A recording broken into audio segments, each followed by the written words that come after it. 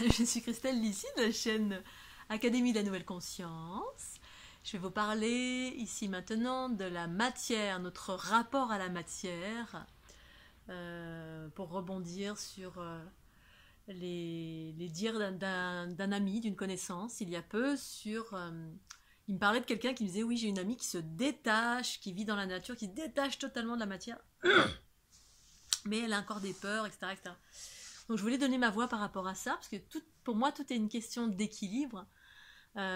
Pour moi, en fait, la matière, c'est quelque chose d'extraordinaire, dans le sens où... alors, d'abord, il y a qu'est-ce que c'est la matière? Parce qu'à partir d'un certain niveau de conscience, en tout cas du mien, la matière prend une autre expression. Prend une autre expression, c'est ça. Mais... on va dire, avant que j'ai cette expression-là de ce qu'est la matière, donc en l'occurrence des choses que mon corps est à même de sentir, eh bien, il y a aussi la notion de matérialité, c'est-à-dire la notion de posséder des choses, avoir une maison, une voiture, avoir un chéri, une amoureuse, avoir une petite robe, là, voilà, comme ça.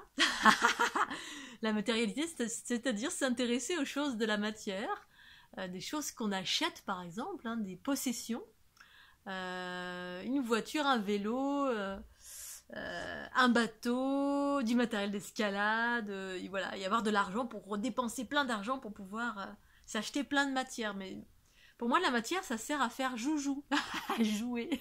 Alors après la matière, il y a la matière vivante, c'est-à-dire mon corps c'est de la matière, c'est une limite, c'est un contour, c'est tout ça. Donc en fait, la matière prend différentes expressions selon là où on en est. Et puis pour certains, effectivement, soit se détacher de la matière, des notions du corps ou des notions de la matérialité. Alors pour moi, tout est ok et juste, c'est-à-dire que j'adore être incarnée dans ce corps.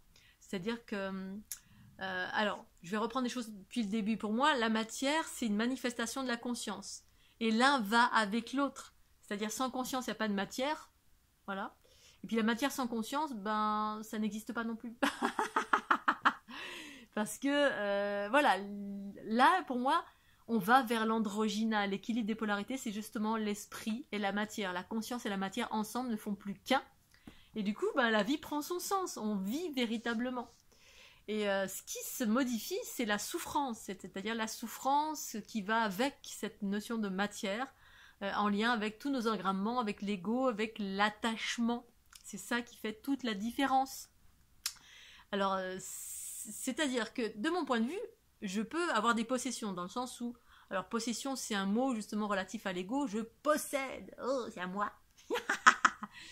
Et, alors, effectivement, quelque part, c'est vrai. J'achète une chose, elle est à moi. Mais bon, ok, voilà, je l'ai achetée. Je vais la mettre dans mon appartement. Voilà, un fauteuil, une table, une tente...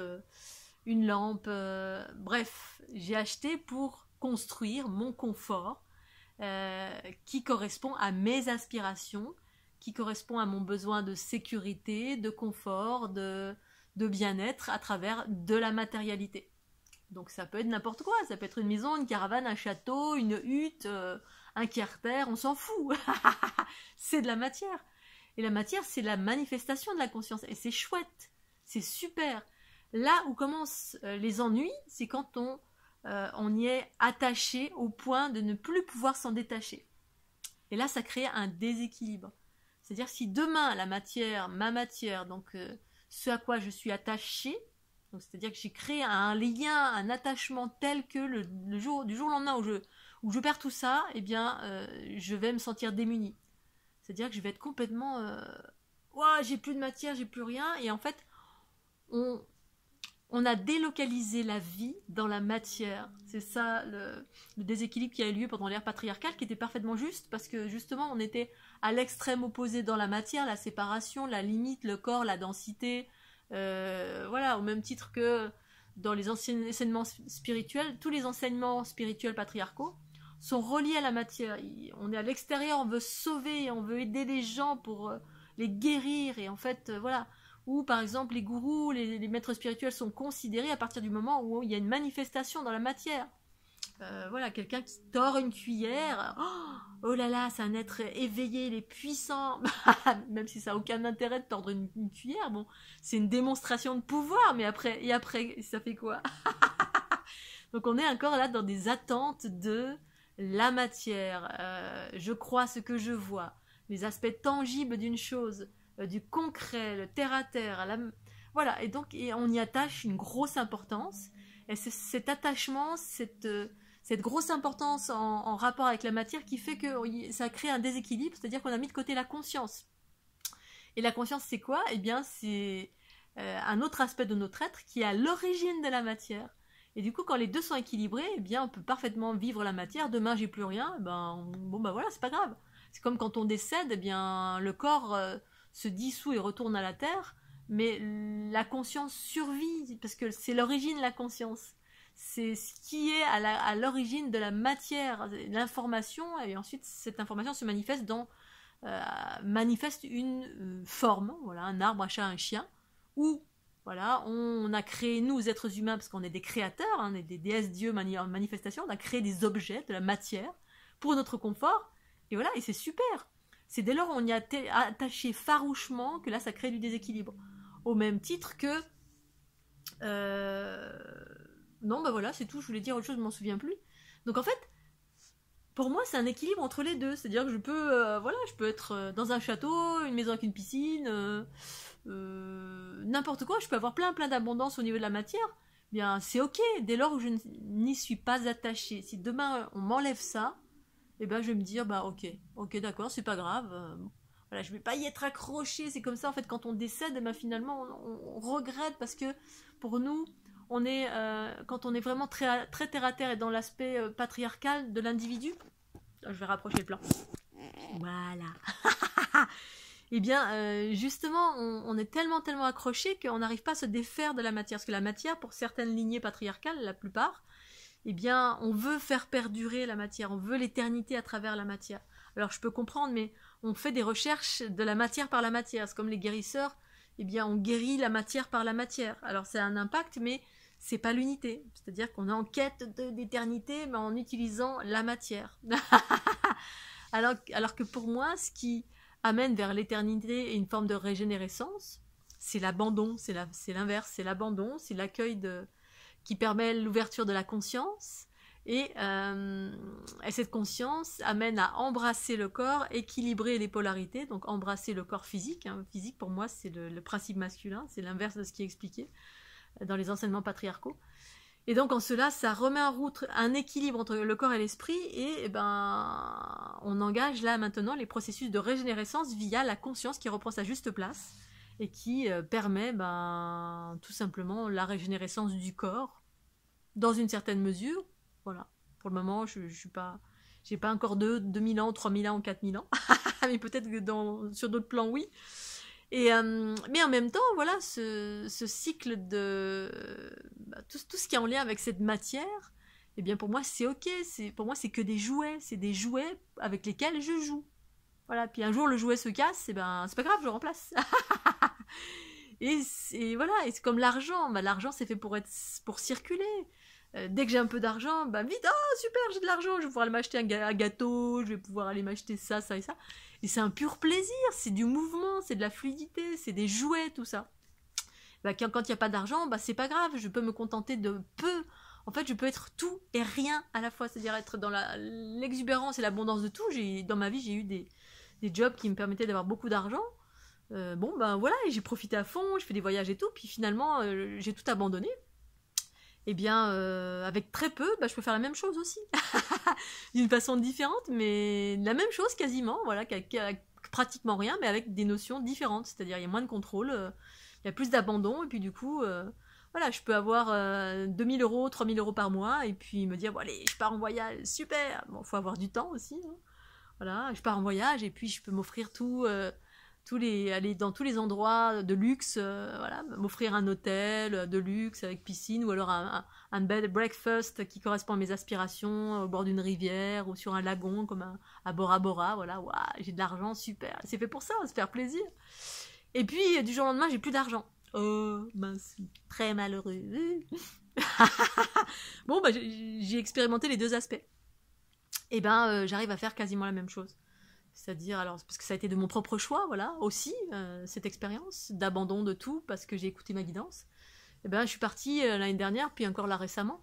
Je suis allée à La Réunion avec. Donc, dans le mois, j'ai gagné pile poil le prix du billet d'avion, mais exactement. Donc, j'ai gagné dans un mois de travail, j'ai gagné 500 et quelques euros. Waouh, c'était génial! Mais moi, j'étais contente parce que voilà, quand on a rien du tout, ben, c'était super. Et puis, c'est exactement 500 et quelques euros, et c'était le prix du billet. Je fais, ben, allez, j'y vais. Ma guidance me disait d'aller là-bas, donc je suis allée. Mais j'avais juste de quoi me payer à manger, à peine à manger. En plus, le surplus, hein, parce que j'ai gagné peut-être, ou j'avais un petit peu plus de côté. Donc je me suis dit, bon voilà, de toute façon, quand je suis à l'étranger, je consomme pas plus de nourriture que quand je suis en France, par exemple. Et déjà, je suis quelqu'un qui mange pas beaucoup. Et, euh, et ben, voilà, ça a été génial. Voilà, j'ai fait exactement tout ce que je voulais faire. Et dans ce séjour qui a duré 15 jours, la moitié du séjour, j'ai été hébergée. J'ai été hébergée, j'ai rencontré une personne magnifique à Saint-Pierre qui s'appelle Viviane, elle se reconnaîtra si elle voit cette vidéo, qui m'a ouvert sa maison, j'étais comme une princesse, j'avais à manger, à boire, limite elle me prêtait sa voiture, enfin c'était complètement incroyable. Donc gratitude. Voilà, c'était une rencontre, c'était quelqu'un de très éveillé et maintenant qui est devenu une amie, enfin c'est quelqu'un que je porte beaucoup, j'aime beaucoup et que je porte dans mon cœur. Et juste après, pareil, je repars sur les routes en autostop. Boum, une jeune femme me prend. Et pareil, elle m'héberge 3-4 jours chez elle. Et là, c'était encore. Mais c'était merveilleux.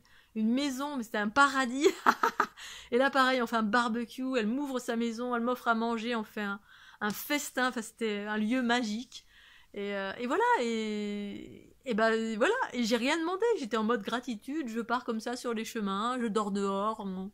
Voilà, je dormais à même le sol, partout où j'avais envie de dormir, parce que bon, c'était une expérience. Et ben voilà, il y avait quasiment rien. Et là, voilà, j'ai réitéré. Bon, évidemment, je fais pas ça partout, je suis consciente, je fais attention.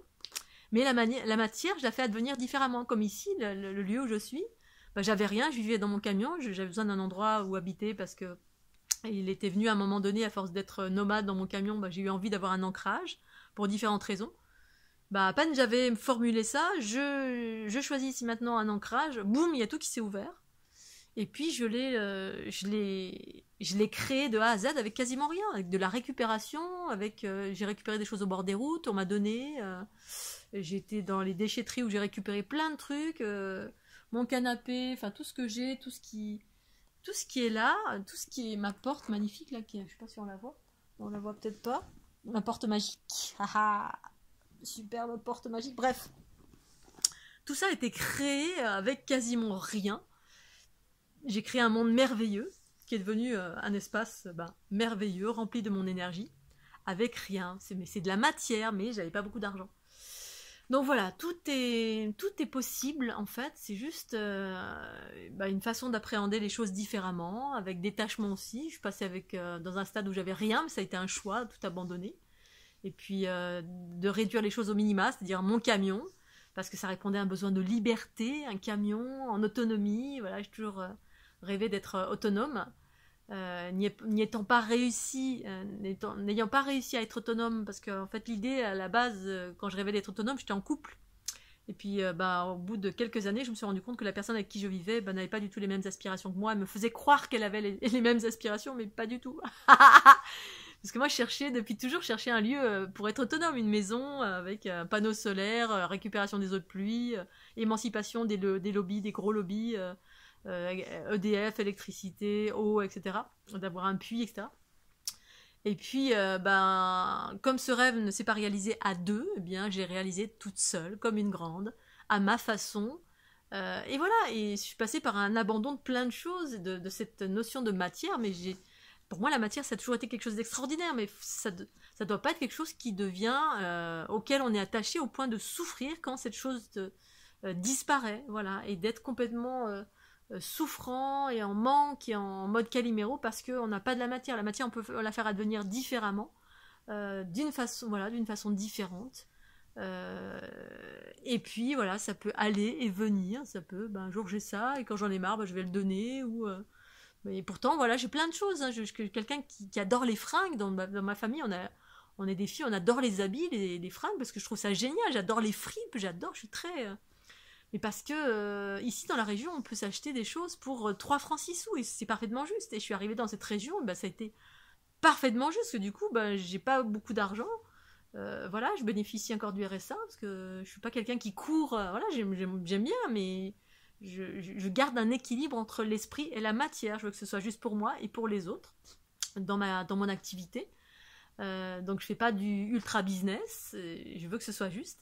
Et ce qui est intéressant, c'est que comme je suis dans une région où il y a rien qui est cher, parce qu'il y a pas mal de personnes qui sont voilà qui sont au chômage ici, eh bien je peux voilà, je peux me faire plaisir avec rien du tout.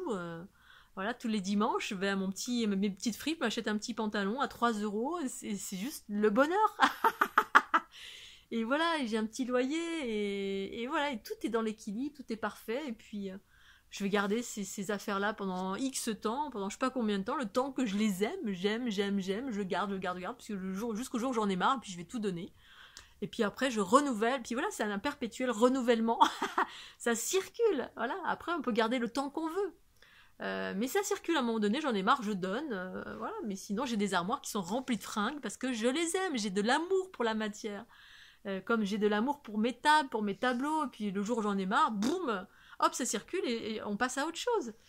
Voilà, c'est cette notion d'un moment donné, ben, je peux me détacher à un moment donné de certaines choses, je peux me détacher. Voilà, j'ai été cambriolée aussi dans ma vie, par exemple. Bon, ben voilà, qu'est-ce que tu veux, je suis cambriolée, ben, c'est pas la fin du monde. Comprendre que la matière, ce n'est pas la vie, ça fait partie de la vie. C'est des objets qui sont un surplus, qui sont du plaisir. C'est comme la nourriture, on a la chance d'avoir une variété, une diversité en France. Bah, c'est extraordinaire, la diversité de la vie, comme la diversité du monde, comme la diversité des opinions. Eh bien, je suis super contente, je mange bio, je mange végétal, j'adore. Puis des fois, quand j'en ai marre, j'ai la chance d'avoir un supermarché où je peux me prendre, ou une boulangerie, je peux m'acheter des tartelettes à la framboise, à la chantilly. Ah. Et puis il y en a dans le monde, ils ont pas cette chance, ils mangent du riz tous les jours, et voilà, ils ont pas le choix, mais en même temps, bon, c'est rare, il n'y a pas beaucoup d'endroits comme ça, hein. J'ai vu qu'il y avait des endroits où les gens étaient plutôt conditionnés. En Asie, j'ai vécu dans des familles qui étaient qui disaient être dans le dénuement. Oui, on arrive à peine à s'acheter un petit paquet de riz, ça a nourri toute la famille. Et puis je me disais, oh, les pauvres et tout. Puis après, quand je sortais dans la nature, parce que c'était des zones notamment à Bali, et j'allais dans la nature et je voyais une abondance de fruits, de légumes qui poussaient au bord des routes. Je me disais, mais pourquoi ils mangent du riz? Donc en fait, les gens sont conditionnés, la plupart du temps, on est conditionnés, parce que la nature, l'abondance, la beauté est partout, la beauté est partout, la nature est partout, l'abondance est partout. Mais il suffit d'ouvrir les yeux.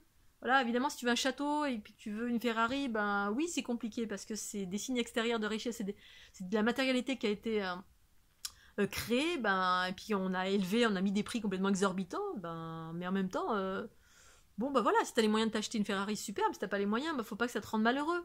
Parce qu'en fait, on peut déporter son regard sur autre chose et se contenter de peu, et d'être heureux de peu, comme heureux de beaucoup, mais pas être attaché à la possession absolument d'une chose. Je veux posséder, je veux une maison, voilà, comme je connais des gens, voilà, comme beaucoup de personnes, on veut absolument accéder à la propriété parce qu'on nous a mis ça dans la tête, on veut être propriétaire. Puis à la fin, on a des crédits jusque-là, on arrive à peine à respirer, on a la famille, les enfants à nourrir.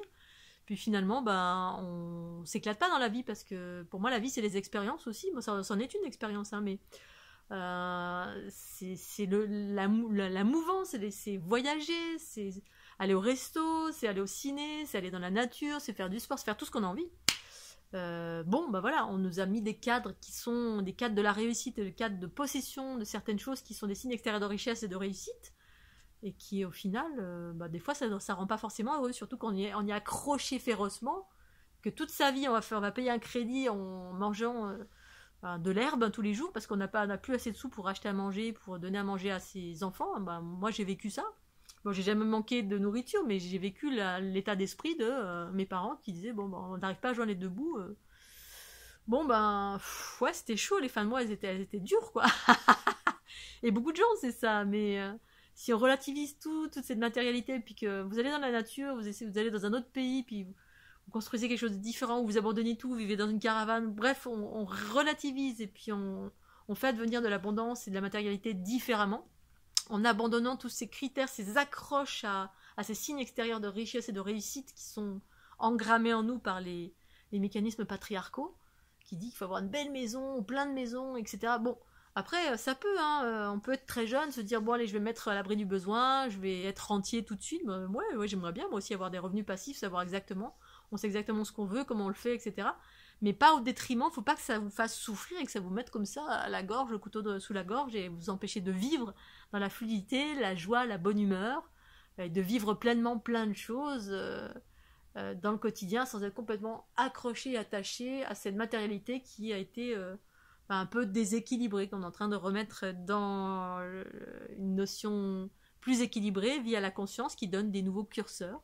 C'est-à-dire le principe féminin en soi, qui a une sagesse en soi qui dit bon ouais ok c'est pas si important finalement, voilà, plutôt que de dormir dans un 5 étoiles avec ma chérie, puis de lui en mettre plein la vue parce que voilà je veux l'épater, je veux lui donner ce dont elle rêve, 5 étoiles, et qu'on peut pas, et puis qu'au finalement on se retrouve avec une tente dans un camping, c'est pas nul, c'est bien, c'est de la, on voyage, on est dans une tente, on dort par terre.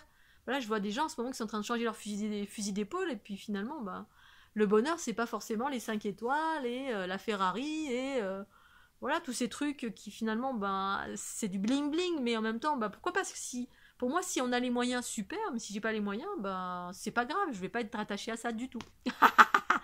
En revanche, voilà, quand je suis pas détachée, la matière, c'est génial. Et voilà, je peux acheter tout ce que j'ai envie de m'acheter, me faire plaisir. Et parce que je n'y suis pas attachée. Parce qu'à un moment donné, si je dois m'en détacher, parce que X raison, je m'en détache, puis voilà. Je vous dis, j'ai déjà été cambriolée 2 fois, voire peut-être même 3, je sais plus. Bon voilà, une chose elle est là, et puis demain elle est plus là, elle est plus là, et voilà, aujourd'hui je suis là, demain je suis morte.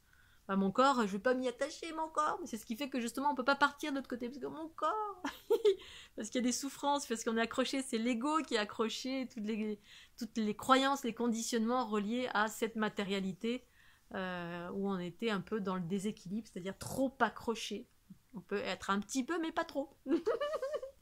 Voilà ce vidéo. Je vous fais des gros bisous. Pensez aux petits pouces bleus. Je vais aller manger mes petites tartes à la framboise. Mouah, bisous.